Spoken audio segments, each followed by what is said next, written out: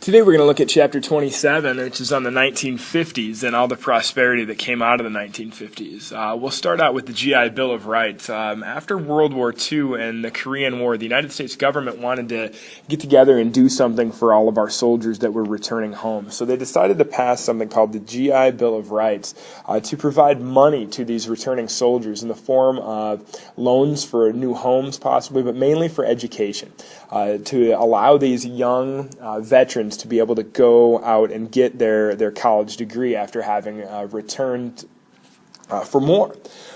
The next thing here we've got, as these guys are getting educated, we're going to see just a growth in cities as these guys start to begin to start families. And so we're going to see the growth of suburbs. So these suburbs are small communities on the edge of big cities. We'll see the mass production of homes. We'll see this significant growth in home building and the speed of home building because these houses are going to be somewhat prefabricated so they can just be put together very quickly. Also, suburbs being outside of the city center where most people worked, they're going to require both highways and cars because people now are going to live quite a ways away from where they're actually working, so they're going to have to commute back and forth. All right, another thing that happens in post-World War II America is the fact that the baby boom is going to occur.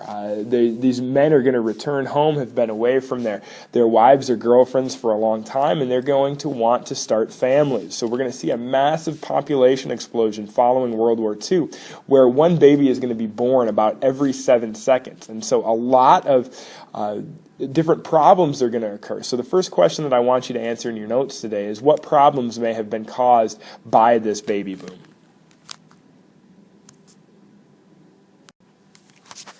Now, moving on, America is going to continue to see this prosperity in more and more and more places, and we're going to see it again. I mentioned cars earlier, where suburbs were not possible without cars and highways, and cars are going to become a huge part of culture at this time, where cars are going to be seen as just a necessity of life, where families are not going to have one or two or more cars and be able to go from place to place a lot faster, and then there is going to be the development of the interstate highway system, direct highways that go from major city to major city, so you don't have to snake your way through the country using these small two-lane highways to get from place to place. And as people begin to embrace this car culture, a new development in the area of restaurants, fast food, McDonald's, drive-through windows, drive-ups, stuff like that, where people can go and get a quick meal without even having to leave their car.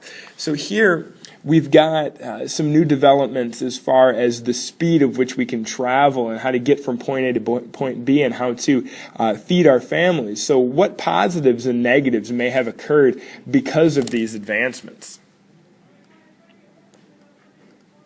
Now, other advancements that are going to occur here, we've got medicine with Dr. Jonas Salk developing the polio vaccine. A vaccine is basically a small dose or a small dose of a dead virus that they're going to inject somebody with to help the body build up antibodies to fight off a disease so that when you are attacked by the actual disease, your body will be able to fend it off very easily. So here we see that polio is going to be vaccinated among a lot of other diseases, and medicine is just going to advance so much during the 1950s because of people like Dr. Jonas Salk.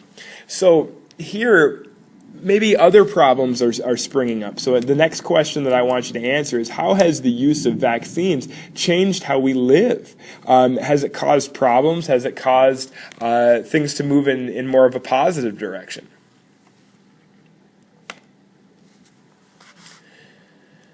Now, for women, we're going to see a change as far as the role of the woman. After World War II, where the women had been working in the factories, many of them are going to return home and begin working as housewives.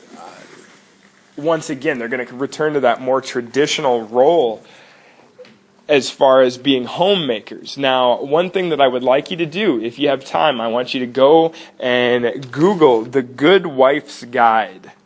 It is an article that was written in Housekeeping Monthly in 1955, and it gives you an idea of what kind of the traditional role of women was seen to be during the 1950s. So after reading that article, I want you to answer the question, how has the role of women changed in the last 60 years? Now, moving through this pretty quickly, another key thing of the 1950s is America's obsession with shopping.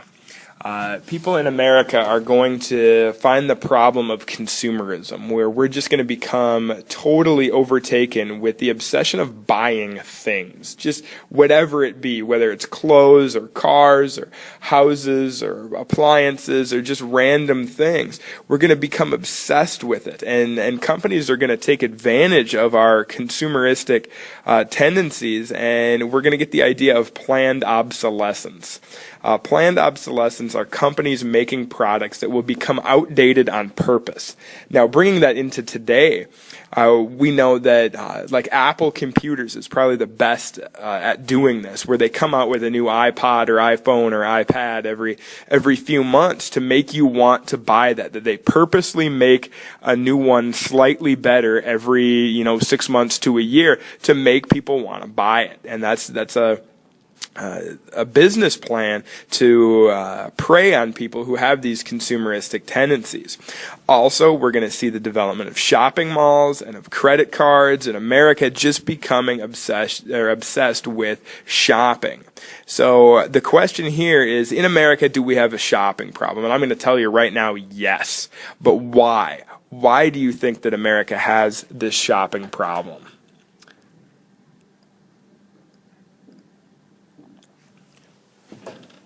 Kind of going off the idea of shopping, television in the 1950s. In 1950, 9% of all homes are going to have a television.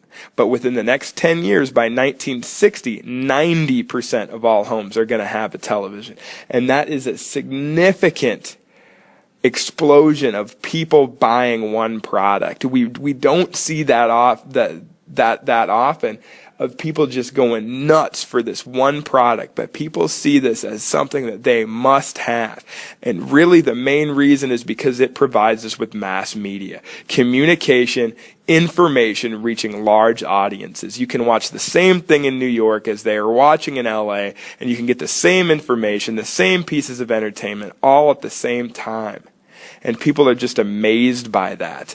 Also, you're gonna see commercials, television stations just making millions and millions of dollars off of selling commercials. In the 1950s, the main things that are going to be popular, you're going to have sitcoms, westerns, baseball, and just the nightly news. People are going to be amazed that they can see the nightly news as it happens each and every day. So, another question that I have for you here, how has TV changed how we live in America?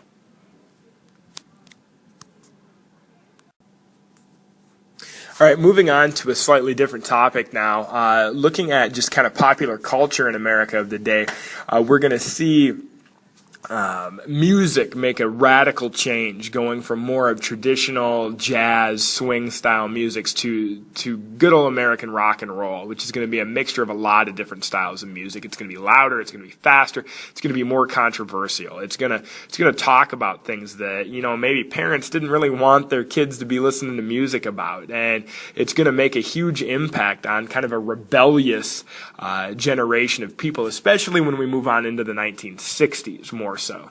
Also, going along with this movement in the arts, we're going to have a group of poetry come out. That's a group of poets known as the Beats, and these are nonconformist people who are going to be against what's called the status quo. They're going to be against what I would call the man.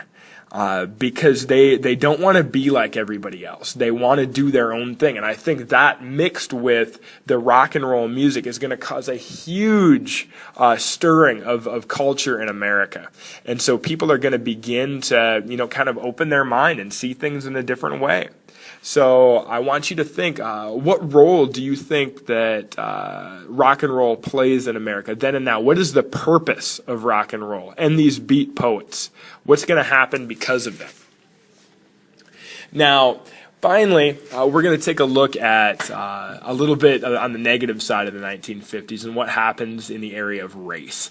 What's going to happen is we talked about suburbs earlier, and these suburbs were a good thing, but predominantly it was white people, white families moving to these suburbs. So that's called the white flight, when white people are going to leave the inner cities and move out to the suburbs, leaving the inner cities to the poorer minorities, to African Americans and Hispanic Americans and Asian Americans.